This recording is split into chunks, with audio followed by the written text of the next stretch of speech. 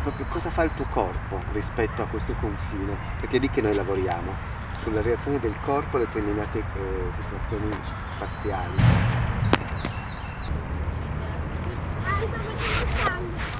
Il concetto base di tutta la mia esperienza è sempre l'ambivalenza fra natura e uomo. Partiamo dai 5 sensi. Per esempio, suoni, quindi udito, non riuscivo a fare a meno del traffico incessante, era un rumore continuo e soprattutto frustrante. E invece il verso degli animali, uccelli, volatili. A livello di olfatto è difficilissimo sentire odori perché sono così assuefatto okay. dall'odore di smog che non senti il fresco nelle narici, ecco.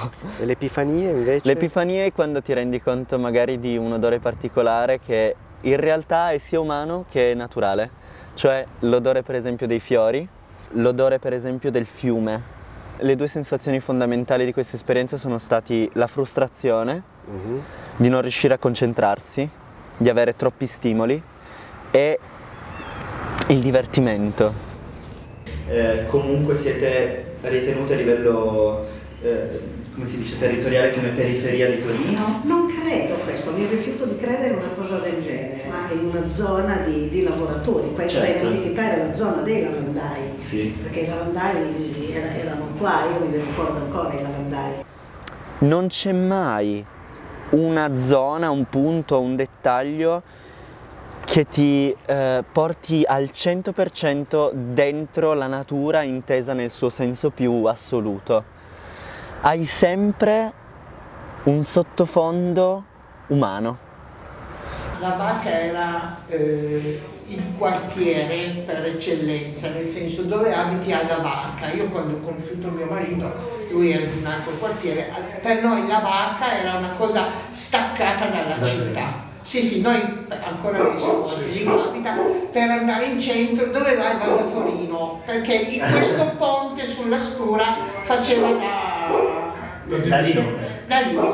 Però quelli di via Damiano Chiesa, strada Settimo, erano i cittadini, tu arrivi dai Piasoni o tu arrivi dalla Verna, tutto amichevolmente, ma la Barca comunque era suddivisa da, cioè i Piasoni, i Piasonetti, la Verna, il Pascolo. Caspita, cioè all'interno della barca stessa c'erano tutti micro quartieri. Ma allo stesso tempo come possiamo rappresentare la visione di una barriera di tetti appuntiti che limita, se vogliamo, lo sguardo, visto che è tutto molto ambivalente qua? Sì.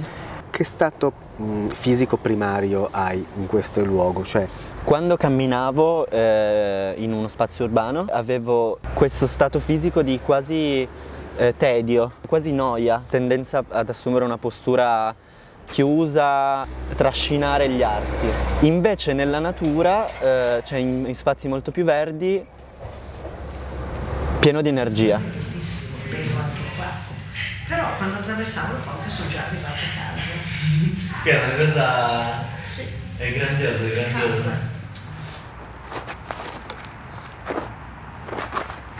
a cosa lo associ? Nel senso, quale cosa rappresenta di te? In generale alla mia infanzia, quindi a un me più istintivo, impulsivo, giocoso. È un ecosistema pieno, sempre. Mi portava comunque ad avere un sottotono che era un po' ansioso.